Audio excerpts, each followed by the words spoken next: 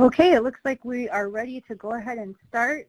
This is Erin Thinelk. I'm a TA coordinator for the OJJDP Tribal Youth Training and Technical Assistance Center. I want to welcome you to part one of our philosophy and practice, exploring restorative justice and restorative approaches in tribal communities. We have special guest presenters today, Chris Miner-Schwegert, Chad Pfeiffer, and Venus Etzedy. So thank you all for joining. We really appreciate your time and your energy and your commitment to exploring restorative practices and restorative justice in your community. Thank you so much for that, Nick. Again, I want to welcome everyone to the Restorative Justice Part 1 of the series. I want to thank all of you that are introducing yourselves down in the chat box. Welcome. Thank you for your time and your commitment to joining us today.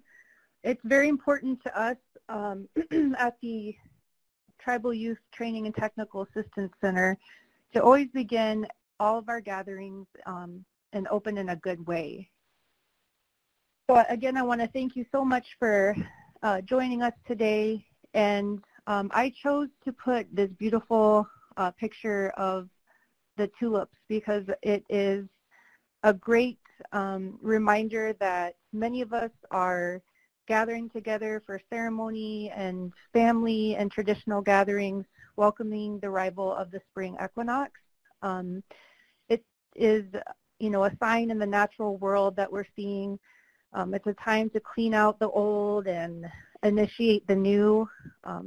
We are seeing movement and change and natural restoring ways and renewal within our environment that definitely affects the way that we are living in our communities and relating to one another. I also wanted to share the flowers because I think it's really a great way of showing how restorative approaches and practices are nothing new to us in our indigenous communities. We have long held these ways of incorporating restorative approaches in our communities and our family systems, in our natural government as a way to repair any disruption or harm that has been caused. And so as we are moving through this webinar, we will be talking about many contemporary restorative approaches and restorative justice approaches. But everything that we are presenting, we really want you to stop and take time to think about how these can be applied to your individual community. My Lakota name is Wanaksha Tokahe Hinapawi, and this means the first flower that blooms woman. And I think it's so important to honor the names that we've been given in our communities. This was my grandmother's name. It was her great-grandmother's name, and I look forward to passing it down to one of my grandchildren. And that's just a natural way in our culture that we have to restoring and solidifying our connection to our family, to our community, to our heritage, to our culture and language.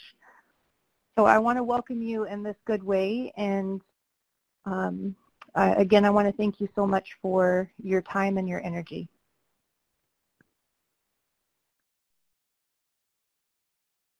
Next, we're going to go through, this is the agenda for today, so you know what to expect. First, we're going to have a slide on the learning objectives, so you know what we are hoping to achieve with this part 1 of the series. Then we're going to do an introduction so that you know who we are at the OJJDP Tribal Training and Technical Assistance Center, what we do, and then we're going to move into Chris Miner-Schwegert's presentation looking at restorative justice philosophy and implementation. Following that, we're going to hear from Chad Pfeiffer and Venus Etzedy on their Sacred Circle program, looking at Indigenous healing within the juvenile justice system. And then we will have questions and closing for the day. I want to say thank you to our presenters. It's very important to us at the TTA Center that we are hearing from people working on the ground floor every day, working in the community with restorative practices and working with our tribal youth. So thank you so much for for joining us, and I look forward to hearing from you.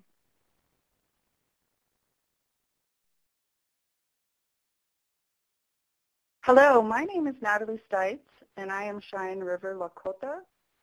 I am here to help facilitate this webinar for you today. My Lakota name is Wo'awa Chain Sutawi, which translates to strong intentioned woman, and I was given that name because I intended to return to the Lakota homeland, and I did, to work for my people, and I am honored to have that name. Our learning objectives for today's webinar. What we hope that you will gain is a knowledge of contemporary restorative justice philosophies, practices, and approaches. We also hope that you will learn a cultural framework to consider through examples of culturally appropriate restorative justice implementation for tribal community healing. And our third objective is that you will learn strategies to engage partnerships, leadership, and decision makers in restorative justice approaches.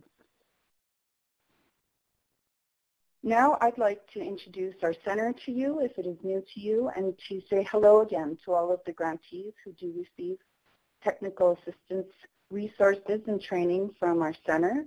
We are proud to be hosted at the Indian Country Child Trauma Center at the University of Oklahoma Health Sciences Center. Our email and our website is also on this page, and you can always reach us through those modes as well. Our responsibilities are to support the grantee development of tribal youth programs in Purpose Area 9 of the CTAS and Tribal Healing to Wellness Court programs through Purpose Area 8 of the Coordinated Tribal Assistance Solicitation. We also support generally tribal juvenile justice issues. What we do is provide culturally appropriate programming and evaluation assistance. We share trauma-informed care principles for you and your staff and your systems. We promote effective prevention and intervention approaches and a coordination of resources around each grantee. What we hope to do is reduce the number of youth in our juvenile justice system and reduce exposure to trauma, and to improve our responses to it. We are very proud to debut on our next slide here our website at tribalyouthprogram.org. It is an interactive website and is always debuting new innovations to serve you. And we hope you can take some time to go through the website and become familiar with our resources that we have posted for you. Thank you very much. Chris, I'm handing it over to you. Actually, really quick before we hand it over to Chris, we're going to do our first poll. So in order for our presenters to know a little bit more about who has called in and the participants level, if you could go ahead and rate your experience in implementing restorative justice approaches in your community. So this is really helpful for the presenters and for us as the facilitators to get to know who is in the audience and be able to, in real time, adjust some of our presentation and information that we can share so that it's more geared toward who is in the audience. So it looks like the majority of participants have very little experience. We do have a couple that have quite a bit of experience. Thank you for continuing to vote. But the majority, it looks like well over half have some or very little experience. So thank you so much for that. I think you're going to find this webinar really great substance and a lot of good introductory information. So thank you so much for sharing your experience. We have one other poll to go ahead and get to know you as our audience some more. And this is where you would please answer the question. So when you hear the term restorative justice, what words or concepts come to mind? if you could type in some answers down in the question and answer box. This is going to be helpful in guiding us to see what are some of the general ideas or concepts that come to our participants' mind. So it looks like some of the words that are coming in, healing, healing for all, not punishment, peacemaking, rebuilding, healing and closure, breaking the cycle, healing and encouragement, improving the juvenile justice system. Thank you guys so much for your feedback. This is great. This is really helpful. Guide to community, coming together, well-being and healing. Another participant said restitution to victims and holistic support. I think these are all really positive, great concepts and words that come to mind when you're thinking about restorative justice. And it definitely sounds like some of you do have some experience and idea of what restorative justice and restorative approaches look like in our tribal communities for our youth. And I also am seeing family and community solving problems and issues as a whole. That's a great feedback there. And reconnecting with traditional values. I love that one especially because as I was saying in the opening, I think it's so important to know that many of these concepts and terms and approaches that are we see in literature and being practiced are more contemporary, but they really have deep meaning to our communities and have been practiced in our communities for many generations. Okay, thank you so much for participating in both of those polls. It was really good to hear from you and begin to tailor the presentations to this introduction in part one of our webinar. So I will go ahead and introduce Chris Miner-Schwigert now. She's going to present on restorative justice philosophy and implementation. And I've been very honored to know Chris Miner-Schwigert for quite a few years and know that she's done a lot of amazing, wonderful restorative work in communities all across the country. I know that she was initially trained in restorative conferencing back in 1998 in the family group decision-making model. She's used restorative justice principles to implement services and programs in child protection and juvenile justice settings. Chris was honored and acknowledged by the Wisconsin Governor's Office for her work with the family group decision-making model. The Juvenile Justice Unit she supervised implemented proactive community supervision, which was a partnership with the local sheriff's department. And I know that's one of our learning objectives is, so we will find out a little bit about restorative practices and approaches through this introduction, but then also is how do you engage those really important stakeholders and partners so that people get on board with restorative justice. So I want to welcome Chris to the webinar and go ahead and pass it over. Thank you so much, Chris. Thank you, Erin, for that introduction. Can you hear me okay? Yes, I can. Okay, all right. Well, I wanted to start on this first slide with some artwork by Leah Dorian from Saskatchewan. And the reason I wanted to show this was to show just how humble and respectful I am to share on restorative justice to tribal representatives and those working with Native youth. As Erin had commented, it's called contemporary, but we know this wisdom comes back from many, many, many years, and that our Indigenous communities hold much of that wisdom of which we've been honored to grow and develop a lot of very positive and effective restorative justice programs. So I really want to thank Erin for inviting me to do this and the help of Nick and Natalie. To ask me to speak as a practitioner, it honors the work of the survivors of crime, those that have done restorative justice around something simple in a small classroom to even the most serious of homicide survivors that have walked into a room and met with the person who murdered their loved ones. I want to also begin, too, by honoring those who have taught me about restorative justice and my mentors, and many of those are scholars and books and people in training, but mostly the greatest teachers were the participants themselves.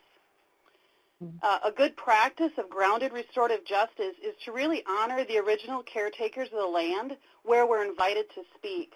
And I see that we had people from Georgia, Iowa, Mississippi, Montana, and since we're on a webinar, I guess I'd like to honor Bill Gates. Oh, no, just kidding. I'm in South Dakota, and I like to honor the Lakota people that are here. And I live on my family's homestead, and before that was homesteaded, this was their land. They were the caretakers. There's a map that goes back to 1902, and a watershed or a natural spring that runs through our land is called Indian Creek. So I know that that's a responsibility that I honor the people that originally took care of that land, but also any of us walking on Mother Earth in a good way to promote health and wellness of our Native youth. So in the next 30 minutes, what restorative justice is, some of the most effective ways that I found possible to help others with healing and accountability. So many of those beautiful words shared, peacemaking, healing for all, making things right. Even though people rated themselves a little with less experience, those were just right on about all the words that came to mind for what restorative justice is. But I also want you to keep in mind as I walk through the slides and the information here that it can be a parallel process, that we use the philosophies and principles, and as we build relationships with community, with those that have been harmed or those that caused harm, we can also use them with the personal relationships necessary to implement more effective restorative justice programs. So I think about that as a parallel process to learn alongside the people that we might help. And the last part of my segment will specifically offer you some strategies and connections for doing that. But I know if you listen with an ear towards how you might use those, you yourselves will come up with specific examples and creative. It's just endless when it comes to restorative justice because it looks and models the community where it came from. So my next slide is a little meme that I made a few years ago. And what this was is a way to do humor to kind of mock any assumed weaknesses of restorative justice. So the cops, get out of jail free. They think it's soft on crime, or if a person isn't getting punished, they aren't being held accountable. And really, it's almost more accountable to sit down directly with the community members and the people that you caused harm and sort of own up to what you've done and find a way to make that right. I use Judge Judy as what my dad thinks that I do. Of course, my dad, I'm his oldest and kind of a little bright star in his world, so he might see me a little more like that. My friends, I'm always the person with the peace sign and the little flower halo, so they might think it's all kumbaya. People that might print resource materials for us often said, oh, I bet you find yourself in tough situations. And if you do restorative justice thoroughly to be most effective, the people have put down their hammer and their sword on both sides of you, and they're all ready to come together to make it right. I'd like to think that what I do helps put a Band-Aid on those hurt hearts, but really what restorative justice is, it's placing people in the spiritual technology of a circle, that geometry, offering to them a mechanism for taking turns and using the talking piece, and that energy and healing really just happens as you support as a member of that circle and put that on the inside. So feel free to use this. It circulated through social media a few years ago, but I think it kind of helps as a place, and you could even make your own or whatever little trends come up on social media. However you find to explain restorative justice and convey, if it comes from the heart, it's usually likely to have an impact on the heart.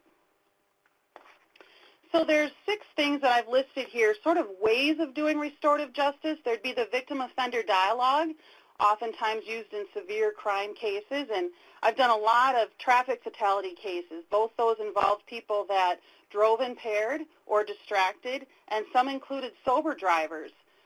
Maybe a sober driver failed to stop at a stop sign, and so the criminal justice system could only respond with writing a ticket, but of course the victims felt like there was much more since they lost a family member that needed to come out of that. So that victim-offender dialogue process takes a lot of preparation and it's an important means of healing for people that choose to do that. Peacemaking circles are absolutely my favorite way of doing restorative justice. I've been in kindergarten classrooms to maximum security prisons, from incidents of a death on campus to a triple homicide of school-aged children. We've done circle around someone who smeared pizza on somebody else's windshield, vandalism in a cemetery, underage drinking, domestic violence, food fights at school, stealing, vandalism. You can put the situation in the center of the circle and prepare people in a good way to come together. Restorative justice conferencing might be used when there's a multiple offender group and it's impacted a lot of people. Family group decision making and social services to help restore families, to reunify families, have a family be in charge of making decisions for themselves so that everyone is safe. Victim impact panels and school-based restorative practices. All of these fit along a continuum of what might be like a minor incident to a major incident, and they can all look different by the number of people that are involved. I once dated someone, and they said that maybe I needed to take a talking piece and have a circle with myself, so I guess that indication even one person can do restorative justice. Across it's hard when you don't get laughter back and you try to make a joke. Across the board here, too, I've accepted referrals from therapists, from courtrooms, from social services, police officer, EMTs, even our local priest and the local bartender when I did restorative justice. And it's amazing. You can sort of gauge how deeply impacted and embedded you might be within your community by all the different sectors of community that are coming to utilize your restorative justice program. Some people might be in different niches than that, and I was just fortunate enough to work in a community-based restorative justice program with a college campus. So this next slide comes from the International Institute of Restorative Justice. And those three circles each represent sort of this triad that we think of with restorative justice: the victim, the offender, and community. And you can see where they overlap is most restorative or fully restorative. So the more that you have the element of each involved, the more you could say that it's restorative justice. Instead of being black and white and yes or no, it's restorative justice, I like to think of it in terms of least restorative or more restorative, and that we always have a little more room to implement these types of values and principles in our work. So the way that I found it most effective is to use empathy, self-worth, and connections and apply those all for the victim, for the offender, for the community. Because you see, there's needs after harm. When a victim's been harmed, it impacts their belonging. They often think, why me? Is that person going to do it again? And they feel a sense of isolation. And I would say the majority of times the person that would get labeled the offender, their internal sanctioning system has told them what they did was wrong before the police had to come to them, or sort of they got in trouble at school. But what becomes hard is that if you acknowledge you've done something wrong, you feel outside again. Your belonging is impacted. And so we want to restore connections for the offender. If you feel unlovable and unworthy, and that can tap into a whole stream of trauma things as well, you'll violate other values to hold your belonging. And then community, like you might have juvenile detention workers or police officers that sort of begin to feel jaded or cynical towards the population they work with, and by restoring their connections to community, their connections to young people, maybe they won't see that all young people are just troublemakers or labels that people might apply. And self-worth is important because it allows people to show up more fully genuine and authentic to who they are. And that just helps, whether that person is a police officer, a teacher, works in a juvenile detention center. That self-worth gives us confidence to be who we are. And when someone is stepping up to who they are, we're all benefiting from that. There's no such thing as a victimless crime in restorative justice because you've obviously hurt yourself. And when restorative happens and you use these three things for all three of those groups of people, then these things come out where the grocery store that was vandalized, it's the owner of the grocery store that offers the young man a scholarship. It's sometimes the people closest to the wound that have been most hurt, offering the most grace and mercy where the offender needs it most. So it's very powerful how those things come full circle, and that healing for all and making things right, those words that you talked about are exactly what it's about. So this is a quick little quote by Howard Zehr. He's sometimes known as the grandfather of restorative justice. Part of his content work is in the handout for you to review a little bit. I want to jump ahead to this slide about what it is, because I think you'll find this echoes and feels a lot like things that are in the indigenous values, in the indigenous community of equal worth of people and belief in interconnectedness. How we do these then have these outcomes that we bring balance and harmony. And the most important thing I think about restorative justice, it teaches self-governance. It gives kids a reason to do the good thing, not because they don't want to get in trouble, but because they understand this connection to a larger community. So if we think about, one of the things with restorative is we have this different language, like instead of calling it a crime, we might call it wrongdoing. Instead of you broke the rules, what can we do to make it right? And so again, if you think about a continuum, on one side, maybe it was a mistake. The kids were shooting the BB gun. They didn't mean to break a window, and they did. Somewhere in the middle, there's a lack of skill or ability. Maybe social skills don't exist, that a kid might say something really offensive and hurtful to someone else, but we can offer those skills, or we could train those when we do restorative justice. And then on the far end, which I don't think a lot happens, is real malice, although it's happening more with our violence in schools. But the bottom little sentence there, outward harmful acts inform us of the inward pain. When a student might vandalize the school, there's something about the social structure of that school that they've been harmed. The other restorative way we look at things is that harm is in the eye of the beholder. So no victim, however they feel harmed, they get to have that, whether it falls, where it falls on that continuum, and where they need healing at. Restorative approaches also sort of generalize. Instead of why'd you do that, we talk about what happened, who's been impacted.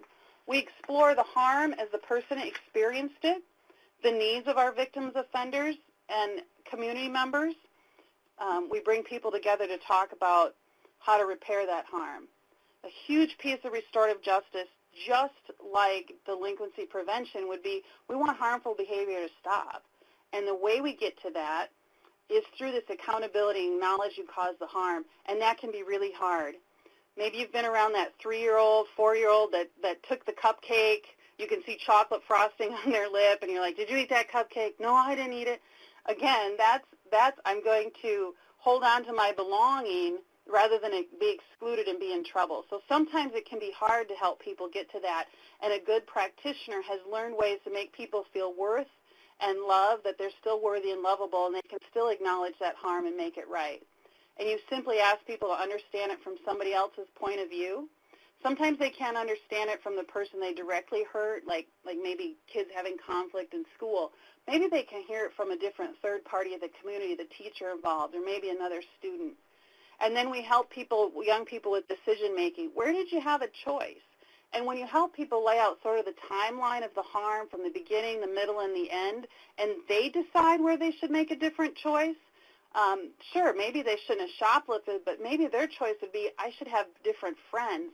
And then you realize that they're doing their own intervention even a little more upstream. Taking steps to make amends and taking action to change, those are two things that are very different than formal justice where you have to pay your fine or go to that class. But taking steps to make amends is actually that putting something right, and taking action to change means I'm going to be a better person and a different person moving forward from what I did. Healing is key to restorative justice. Just like our fingerprints are individual, so is the path to healing. It's also contagious. Someone in your network gets a little bit of healing, you can't help but sort of be brought along with that. Or you see someone do a forgiveness for a deep harm, and you know that you're holding on to a little bit smaller harm. It helps you kind of process and work that through. Healing is a way of sort of coming full circle from your experiences, bringing out the lesson, even though you get to the point where you don't wish away something bad that had happened, but you understand and you view your life through compassion and love. So take this relationships, respect, and responsibility, and hold on to those as your cornerstones when you do restorative justice and you move through with working with individuals. Those R's are really have been just the foundation. The other parts of restorative justice that are really important is connectedness and belonging, and that creates our value system. And these values are the ways and things that guide our actions. It's not what you want to do or what you have to do.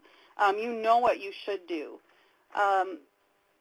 It can be whoever's watching. It's how you feel. If you're going to be honest, whether it's over $1 or $10,000. $10,000 is a little more tempting, but the other thing about values is we judge ourselves by our intentions, and we judge others by their behavior. So I might come to a meeting late. Oh, my gosh, I've just been so busy, and somebody else comes in the meeting late, and I think, geez, they're rude. These value systems are taught to us, and the foundation is laid by the age of 3. It's amazing if you just think about, like, the age of 3. And I know there's a little girl.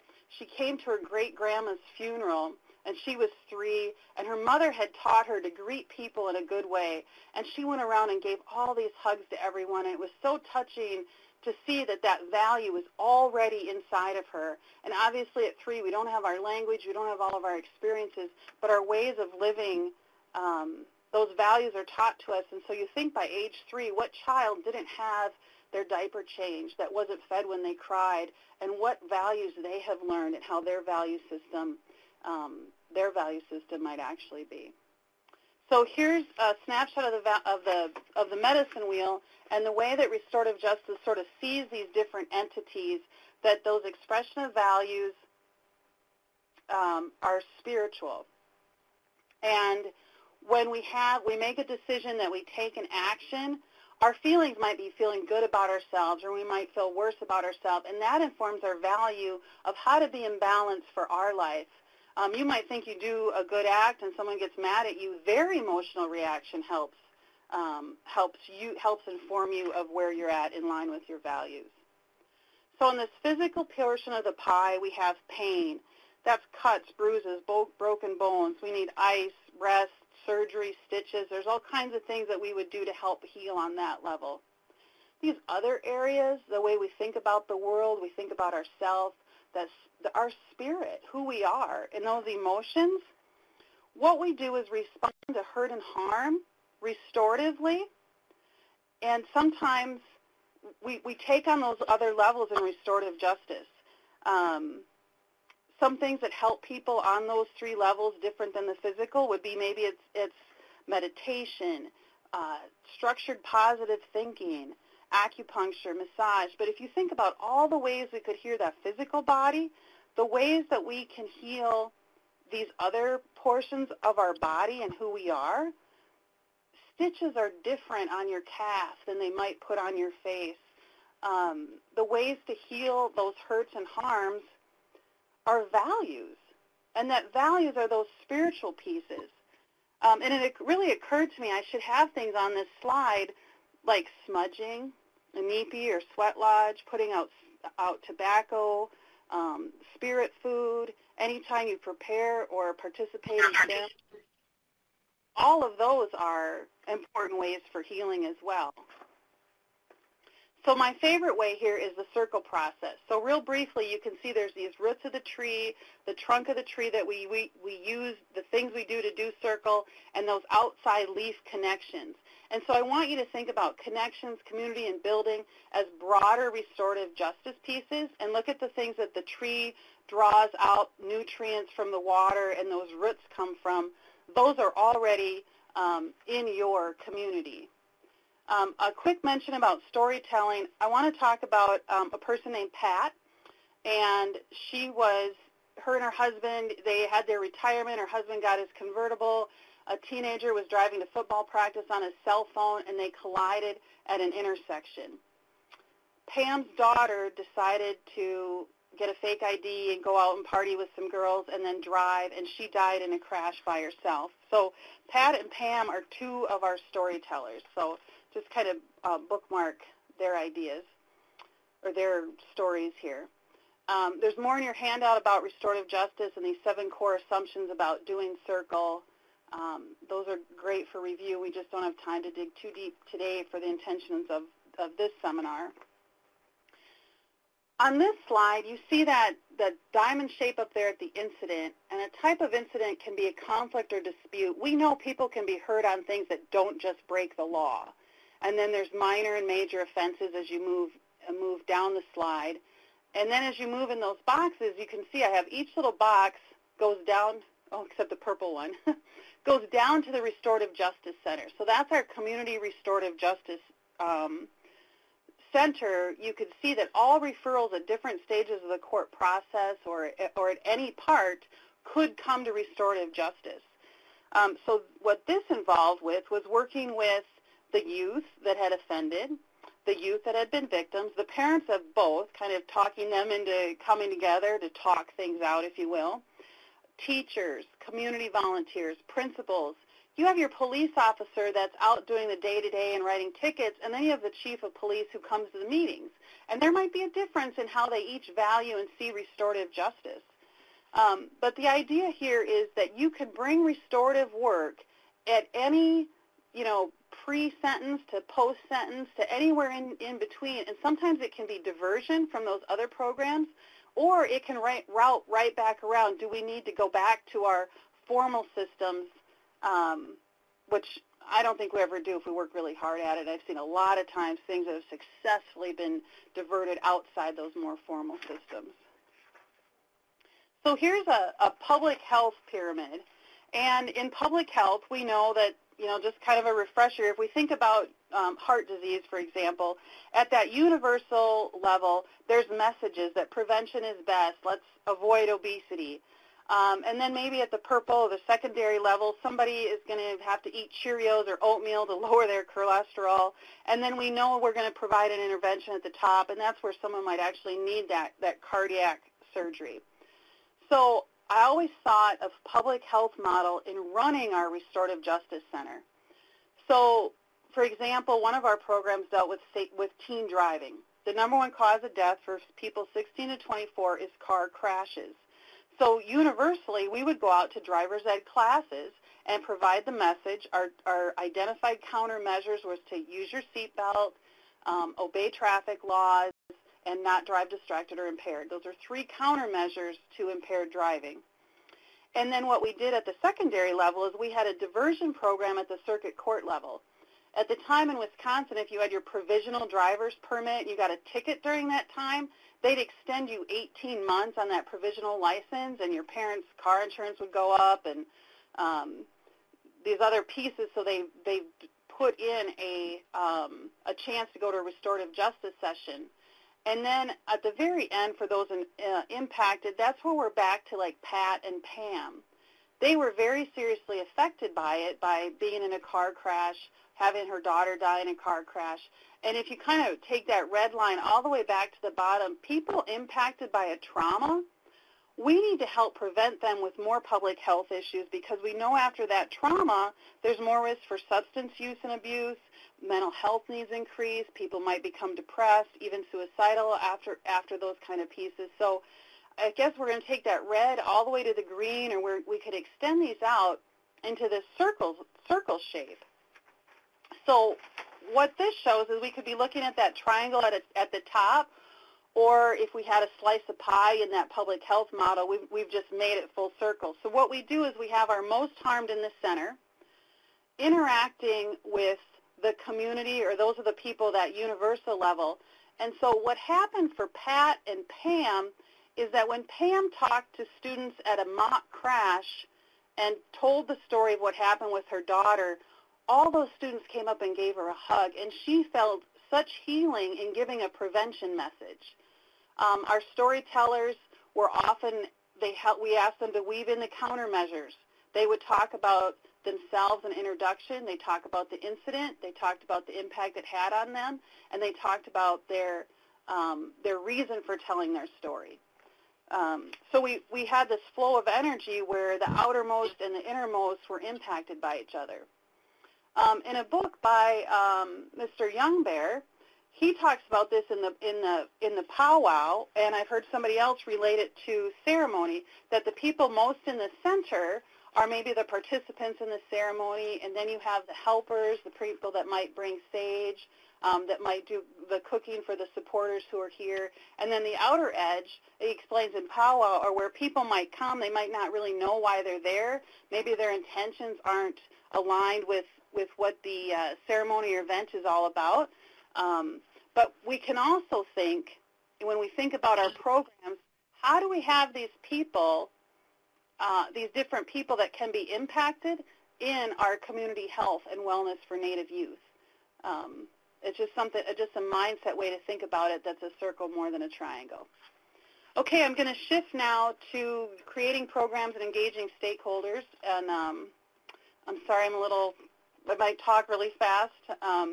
These are ways of dialogue. A square, people are on different sides of an issue, so you want to try and win them over to your side. A triangle, one person at the top has a lot of power. The people down, many people don't have power.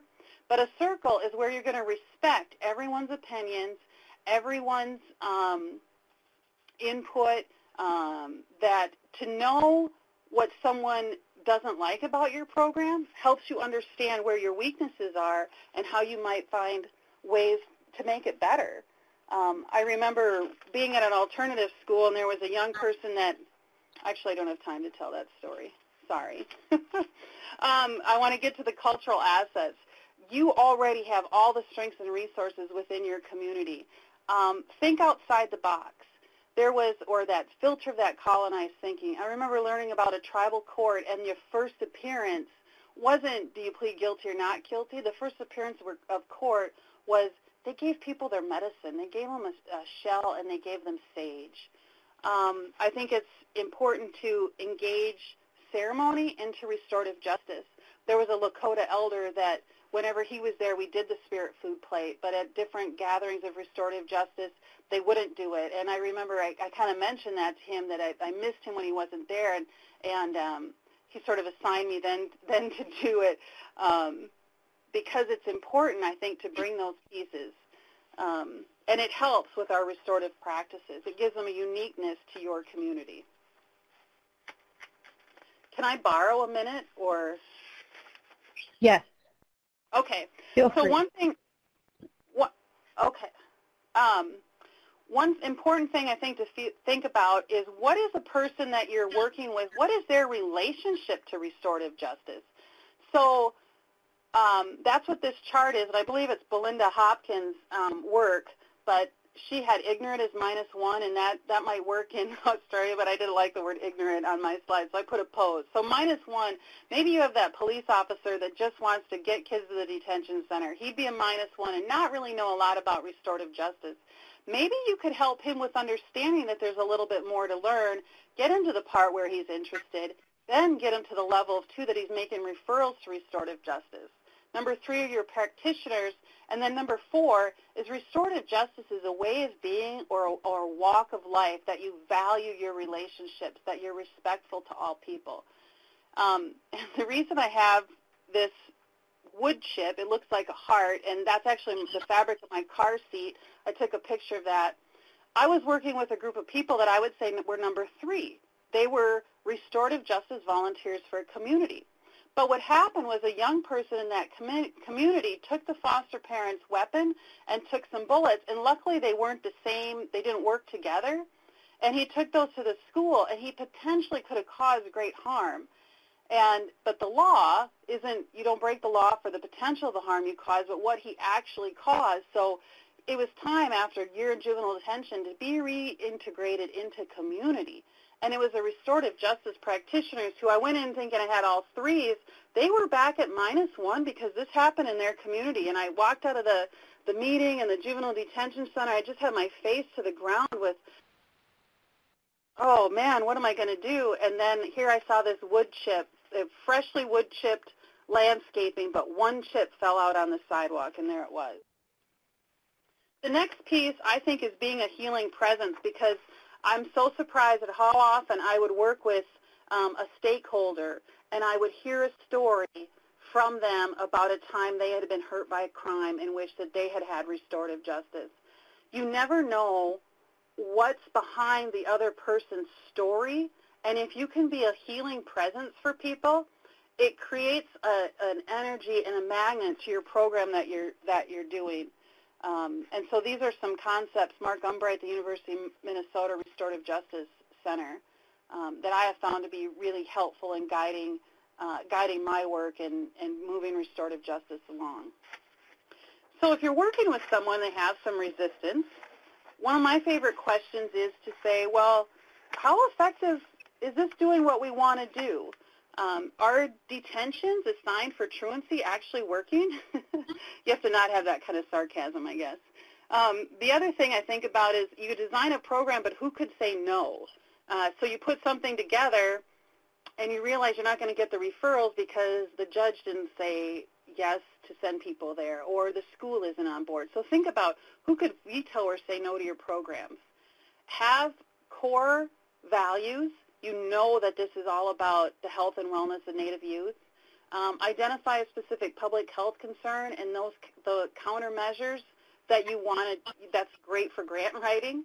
And then there's restorative paths to achieve your program goals, and that's what are those relationships that are necessary? How can you be respectful to all the parties involved? And another one that really helped me was this idea of who could come in and put us out of business. I always thought about that work we did, a change of behavior by a change of heart, or dealing with healing was another little restorative bumper sticker that I thought. And I always wanted to come at this work with the passion that nobody else could do it better than we had done. There was a young man that spoke at a mock car crash at a high school, and he told the story about how he decided he had drank and he had drove and he killed a friend in that crash. And he and I were walking back to my car, and one of the students must have been listening and took those rocks and arranged it in a circle.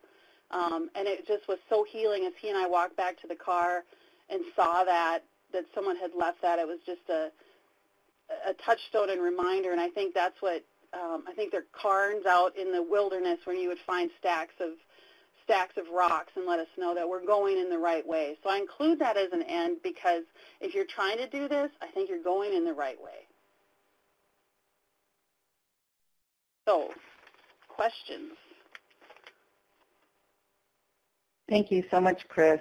This is Natalie Stites again. I wanted to encourage our relatives who are participating in the webinar to submit their questions in the Q&A box. I see one from Ricardo Hernandez. His up. His question to you, Chris, is how can you help them to re-engage regarding services? So I might have to make some assumptions about what's re-engage, like is them the stakeholders or? So, you know, I worked in a community, and I remember that there was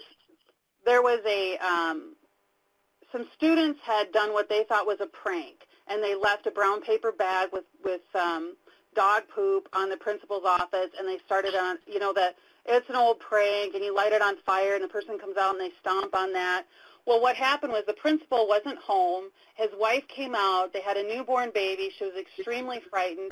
And when the early works of restorative justice happened, it wasn't always as effective, or, you know, it was trial and error.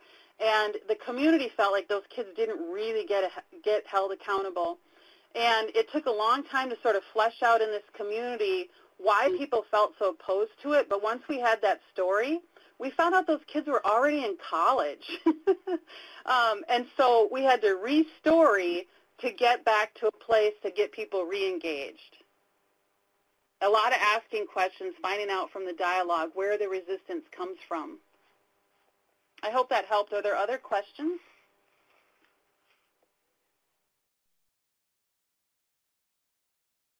I don't see any questions in our Q&A box, but I want to encourage everyone to continue to submit them. I had a follow-up question, though, Chris. Okay. How do you, in terms of, you know, having those conversations in order to, in the example that you gave, Is it different in terms, or how is it different between engaging your stakeholders and re-engaging your, let's say, service population, the youth that you're attempting to serve? Well, I think being transparent is really important. I remember like I started a girls circle one time at like a Boys and Girls Club, and we got the kids engaged. It was pretty amazing. It was the year after, so it would have been like 2000. So Columbine was 1999, and the kids came up with Unity, U-N-I-T-Y, as one of the girls, Understanding Nations in Today's Youth. And they actually had the next, on 4/20/2000, a moment of silence. They got a governor's accommodation, and they wanted to keep this girls' circle going. And so I empowered them to name the circle, and they came up with, what's the issue, pass the tissue. They're like, Chris, you're always making us cry in circle. So I think engagement, because people that are the least invested will be the most critical of it. And youth, gosh, look at our youth today, the empowering and recognizing them and honoring them helps them get re-engaged. I think helping people, where do they stand, what is their relationship with it, where would they like their relationship to be? Using those respect, responsibility, and relationships, you can really help. Some people get cynical and get hurt, and they operate from that hurt. And even if they're in a helping role, they sometimes forget. They need to be they need to get that hope and maybe find an old new way of doing things again that helps them feel more empowered and more committed. Thank you so much, Chris. I learned so much from your section of this webinar, and I really appreciate your experience and knowledge that you have shared. There are no more questions in our chat boxes or the Q&A boxes, so I'm going to turn it over to Erin for the next section of our webinar. Thank you. Thank you very much. Great. Thank you so much, Natalie, and thank you so much, Chris. Before we move on to our next presenters, Chris, I wanted to say that I learned so much from your presentation, and although many of the topics were about approaches, I really like how you were talking about it's a large spectrum, restorative justice and restorative approaches, and for many it's a real paradigm shift in putting on a new lens and viewing how to restore or repair harm. And one thing that really was poignant to me was how words matter and they have power. So even looking at what restorative language needs to be involved in your efforts and your outreach, not only to those involved in the hurt or the harm, but then also your stakeholders and your partners, and getting buy-in with that. Because we do know that labels lower expectations and lower motivation in those that we're trying to help. So I found that very powerful. Thank you so much. Thank you. Okay, so next we're going to move on to learning some about the Sacred Circle program, Indigenous Healing Within Juvenile Justice. And I'd like to welcome presenters Chad Pfeiffer and Venus Exedy. Chad Pfeiffer has provided individual, group, and cultural mental health services to underserved communities. He has lots of experience working with Native American youth within the juvenile justice system in the state of New Mexico. He really has focused on addressing the symptoms of historical trauma and unresolved grief within Native communities. And Venus Exedy, she's also a licensed mental health counselor working at the First Nations Community Health Source. She has worked directly, therapeutically with incarcerated Native youth and Native adults, middle school students, and Native college students. I want to welcome both of you to the presentation, and I'll go ahead and turn it over to you. Thank you so much. Hello, Yata Njonado Akiaha. My name is Chad Pfeiffer, and I'm from the Bitterwater clan, the Living Arrow clan, and my maternal grandfather is German, and my paternal grandfather is the Big Water clan. So, and I'll let Venus introduce herself here also.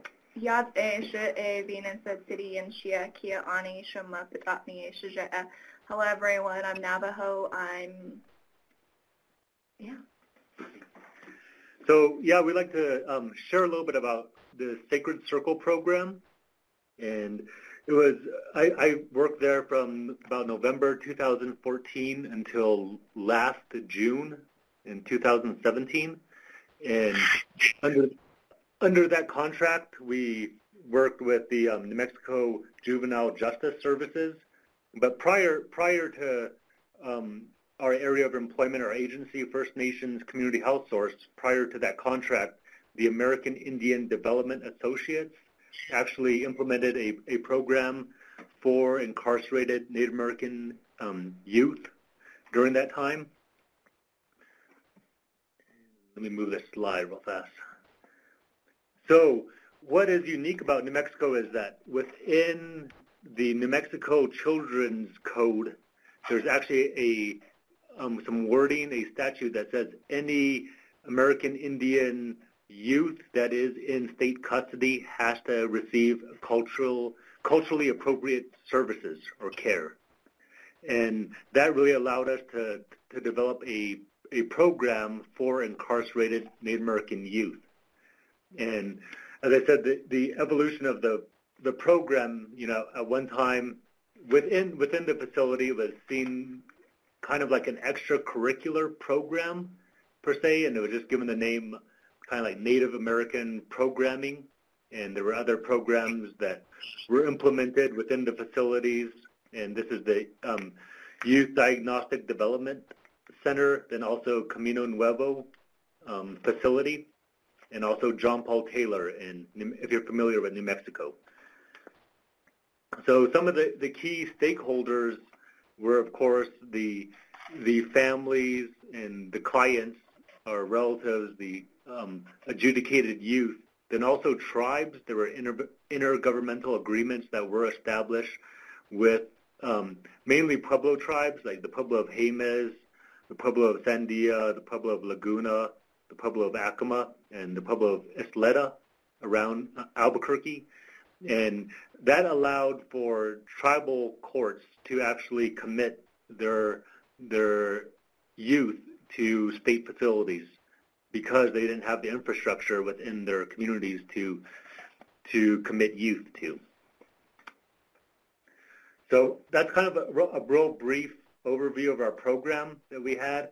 And we had a variety of clients from different tribal backgrounds, and pretty much like, if you think of Albuquerque, it's kind of a hub for all different tribes. There's a big urban Indian population here, so I mean, we had Miwok tribal members from California, Crow, Cheyenne, Lakota, then Apache, different bands of Apache here in New Mexico and Arizona, Navajo, and Pueblo individuals that were also part of our program. And what was interesting also is that we received a lot of requests from individuals that wanted to be a part of our program, and we had to always verify if they had a CIB or if they could trace their ancestry, meaning like if their parent or grandparent was an enrolled member, we would allow them into our program. So I guess the foundation of our Sacred Circle program, and that was a name that the clients actually voted on together as, let's name this program Sacred Circle. So within Navajo culture, we have a ideology called K'eh, which is basically kinship relations, and we use that to kind of formulate a family amongst clients and therapists, even where we would greet each other and share relationship terms with one another. Like they would call me uncle, they'd call Venus their aunt or older sister, and that's how we would develop a relationship with each other. And then using that, modeling that wellness as I guess seeing ourselves as mentors with them and showing them, how to interact appropriately with one another, and with also community partners that we bring in to do presentations, and community members, elders, and even youth that we brought in, younger children, and how to model that family relations, and then wellness. And another central component of our program was the use of ceremonial reflection. And by that was really ceremonial time, and we actually had scheduled time within the facility and designated areas to have ceremonies, and that would include like the sweat lodge ceremony, and also certain healing ceremonies. There's a mountain tobacco ceremony that we utilized, and also individual prayers. So we couldn't do like a 9-night ceremony or a full night ceremony, but we would provide intervention ceremonies for our clients.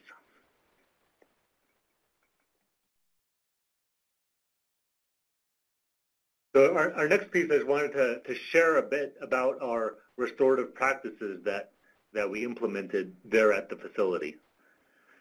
So I'll let Venus share a little bit about a case that she would like to highlight.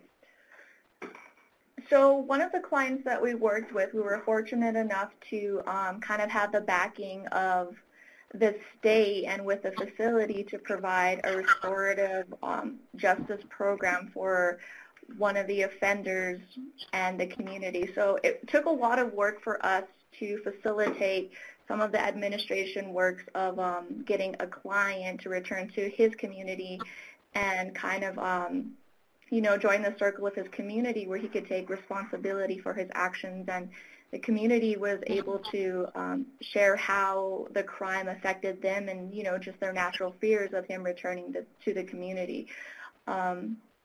Within that circle, we saw a lot of healing, not only for the client to acknowledge his actions, but also to find forgiveness in the community. Within the community, I think it was very healing for them to kind of voice how they felt violated, but also their expectations of how the client could return to the community and just his level of responsibility. His family also participated in that restorative justice practice, and it was really powerful for them to take ownership of how the parents might have contributed to the client's behaviors and how they as a family would come together and kind of restore not only the client but also restore the family as whole. So that was one of our more accomplished clients. He right now is out of the facility. He has been working as a construction worker. He's attending school. So I'd say just the restorative practice for him has been really healing and has kind of restored him and his mindset as a person.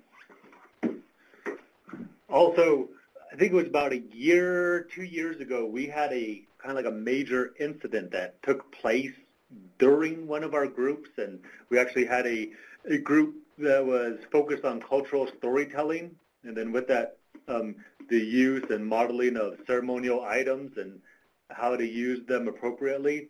And during this group, our clients were all together, but then as soon as the group concluded, we noticed that there was some tension between two of our clients, and there's a fairly large group, about, I'd say 22 group members. Also, it incorporated 2 different facilities at that time. So, but there was this tension between 2 clients, and it erupted into a pretty big brawl. About 5 clients were fighting, and 2 staff members were hurt from restraining some of the clients. So it kind of led to a bigger investigation to where this tension was building for a while, and it was related to gang violence between these 2 clients in particular.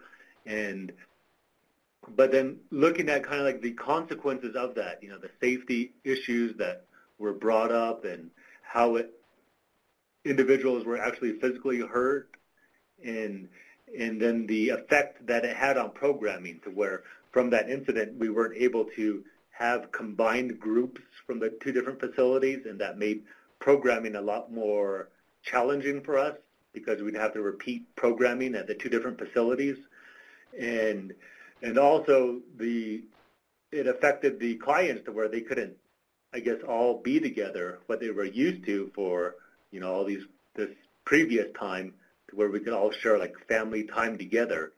So we worked with the clients that were kind of like the main instigators of this brawl, and we allowed I guess you could say the victims, the bystanders, the other clients that weren't involved in this altercation, to voice their concerns and how they felt about the impacts of the actions, and our clients that were the instigators had to take responsibility and actually, like, I guess, be able to restore that relationship with the other clients. And that's something that a lot of our clients never had the opportunity or never had the responsibility to do from their homes or the communities, to be able to take accountability for their actions. So within that instance, it was very powerful to look at, like, what one violation, how it can affect all these other people, and then how to restore it, how to restore those relationships and build from there again. So that was one incident that I wanted to highlight that actually happened within our group. And Venus and I are both clinical therapists, so we're always working as therapists with our clients. Then also within this program, we also had to be like program managers and scheduling, then also cultural advisors, then at times had to be, I guess, like a mentors to our clients. So we wore all different kinds of hats, but that allowed us the opportunity to get to know our clients in a very holistic manner.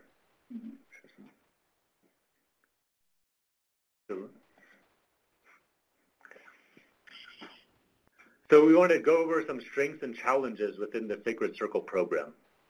I think one of the biggest challenges we faced is kind of some ambivalence and opposition from the facility itself, and I think a lot of that just surrounded safety. Chad and I at numerous times had to cancel groups and individual sessions as a result of safety concerns, but also there were certain people within the facility that kind of challenged and questioned whether culturally appropriate services was needed. And I think that was kind of one of our biggest barriers, that Chad and I were always having to educate staff members and administrations for the need of culturally appropriate services, as well as the benefits. So I think that was probably our biggest challenge, and eventually over time, just being open to, their ambivalence and hearing their concerns, we were able to establish support from not only administration, but some of the direct care staff who provided support to the clients while we weren't part of the facility. So it'd be very interesting, like some of our clients would actually, or some of the staff would be like actually promoting, like, hey, this client really needs to go to the sweat lodge, like from what they notice as far as interactions, even the non-native staff. And that was very empowering for us that they would see the I guess, direct effect of ceremonial time and how that was able to regulate clients, and then the change in behavior. So then I guess another interesting thing is, like, even the staff would make like prayer requests and they would tell the clients, pray for me and my family, or this is going on. So the clients were given that responsibility also to I guess, be accountable to their larger community and those providing care to them. And I think I touched a little bit briefly about the establishment of eligibility. So there were a lot of clients that really looked at our program and wanted to be a part of it because, I mean, we did a lot of fun things. We had food at times. We had very dynamic presenters, and at one time we'd actually go on field trips outside of the facility, and we had a ropes course. So a lot of other clients, even if they weren't Native American, they wanted to be a part of the program. So because of our grant and our funding, we had to limit our eligibility to federally recognized American Indian members. So because we had a lot of like South American and Mexican individuals that wanted to be a part of it and, you know, use their indigenous heritage also. So I think another challenge is, you know, looking at once the clients left the facility, kind of like a step-down process, and they went into reintegration facilities. A lot of times, a lot of our clients, they wanted to continue with the cultural services, and we were able to see them through First Nations Community Health Source, which is an agency here in the Albuquerque area, and we're able to provide them with transportation to come to their appointments, and then also we had cultural services here and therapeutic services.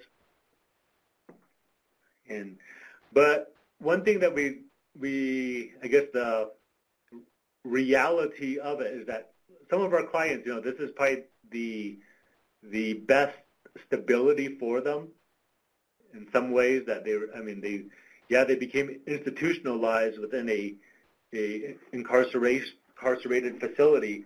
However, you know, that's where they were able to have some of their basic needs met.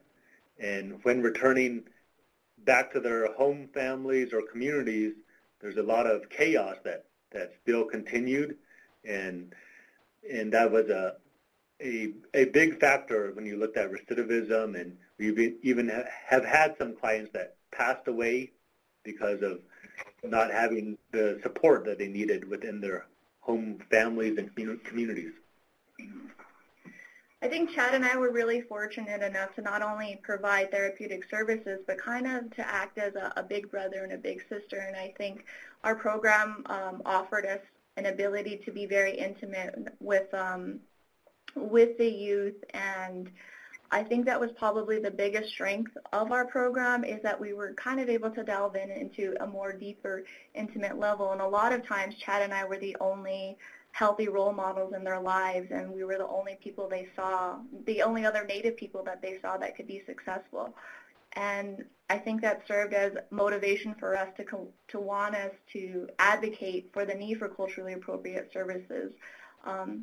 But it also helped us identify, you know, some of the other challenges, not only within our system, but also in our communities. And I think one of the takeaways from this program is that, you know, we were really fortunate enough to be able to provide these services, but we're also very grateful for the people who took the time and the commitment to make this happen. And I think if there's any last words of encouragement, it's just to appreciate and understand that these processes do take time, and it is a lot of commitment. But if we are open to seeking change within our communities, then let that be the serving factor. I just wanted to thank the previous presenter, Chris, for sharing her insight also on how, you know, a lot of communities do have the answers to solving some of these, I guess, contemporary complex situations that a lot of our youth find themselves in, but being able to use the community as a resource. And we're very fortunate, like I said, that, you know, we had a champion that was a liaison with CYFD in the state of New Mexico.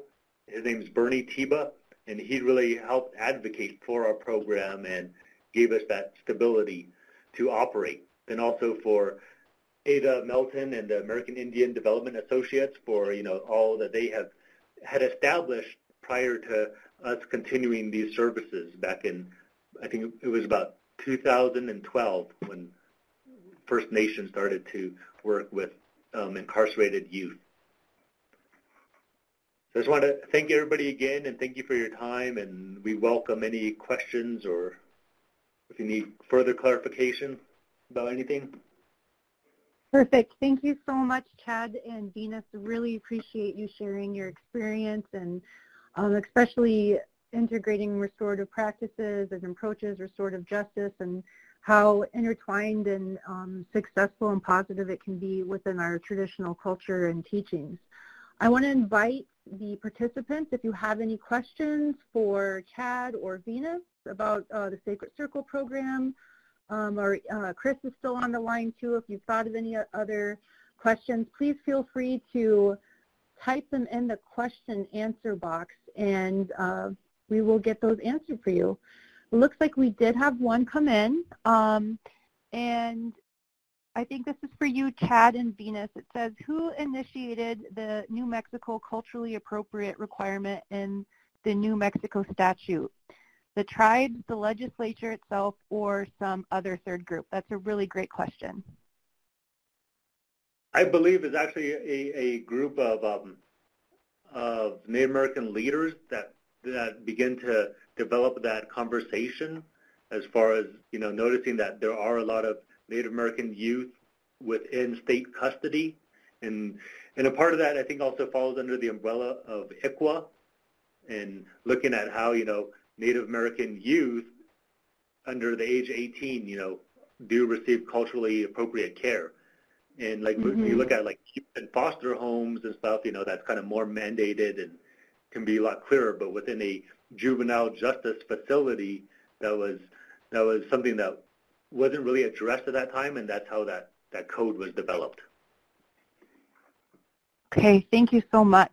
One thing that I've noticed in both of the presentations is that restorative justice approaches do take some time to develop, and so that's something to think about in your planning. And many of our grantees right now are doing strategic plans for their tribal youth program and for their juvenile healing to wellness court. So this is a great time to hear these introductory presentations. We hope you tune in for part 2 in May, and we'll go ahead and circle back to another question that came in. I think this is for you, Chad and Venus as well. It says, how can you engage family to help our youth for integration and support? So one of the things that we actually did to engage the family is we actually offered family days where on the weekend or in the evenings where we allowed the family of the youth to come in and engage in either like a feast with food, with presenters, with dances, or even just activities like a game night. Chad and I were also very involved and really supportive of family therapy. Unfortunately, due to a lot of the families being in their communities and the reservations and not having access to Skype and things like that, some of that was kind of a challenge. But overall, we did have some families who would drive hours and make the long drive to the facilities to engage in family therapy. If they were unable to, we also had family therapy over the phone. So that's one way we try to engage the families. Wonderful. Thank you so much. I do not see any other questions coming into the question box, so we'll go ahead and move on to the next section. Looks like we have a poll.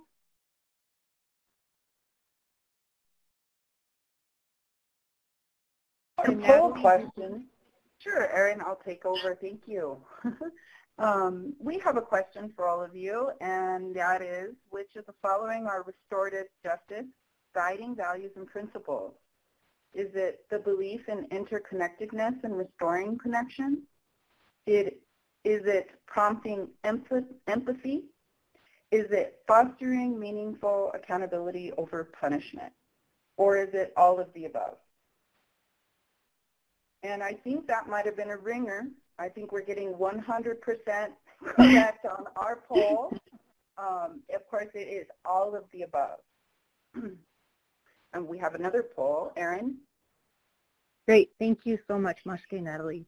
The second poll that we want to use to wrap up our presentation today is just getting some feedback from you. It's really important for us to provide the best information and quality resources for you. So if you could please vote and say, yes, I increased my knowledge in restorative justice and approaches. No, I did not increase my knowledge on restorative justice and approaches. If you did increase your knowledge on restorative justice, if you could please type in maybe some something into the chat box that maybe was your most helpful or interesting knowledge that you gained today. So if there's something that was surprising to you or that you found really helpful, if you could give us some feedback in the question and answer box, that would be great.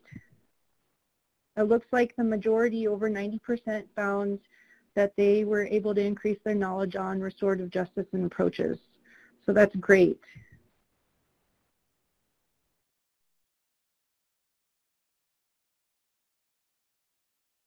So use of circles. Somebody typed in the use of circles and being able to use that within the juvenile justice system and working with youth, they found very helpful. The importance of belonging, how critical that is to the restorative justice approach. That the approaches can be used within the community, in a facility, or upon reentry. We have a couple more answers coming in. I appreciate all the feedback. It looks like, I think, understanding that the process can start early on before there's ever a formal infraction all the way through a very traumatic event. And I think that's a great point. This can be used for preventing delinquency, you know, to intervene, as Chris pointed out, with her public health approach. Filtering colonized thinking and the implementation of restorative practices, offering family days with activities and speakers,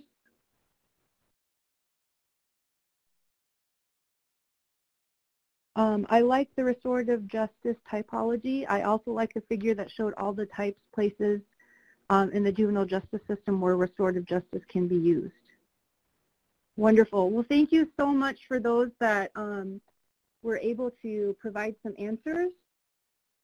We find that very, very helpful, and we thank you so much for participating. So now we're going to go ahead and move on to the closing. Hi, this is Natalie Stites again. We would like to close this webinar in a good way, and we wanted to share this really relevant product from the Indian Country Child Trauma Center. You may have received this at our different gatherings and meetings over the years as well. In the Circle Way, Teachings of the Spirit. And these are reminders that you can use with the youth that you work for and work with. Know that you are sacred. Know that you are honored. Know that you are prayed for. Know that others give offerings on your behalf. Know that you are not alone. Know that you were known before you came to this place. Know that you have choices. Know that you have a name. Know that many know your name. Know that when you reach, you are also reaching towards others.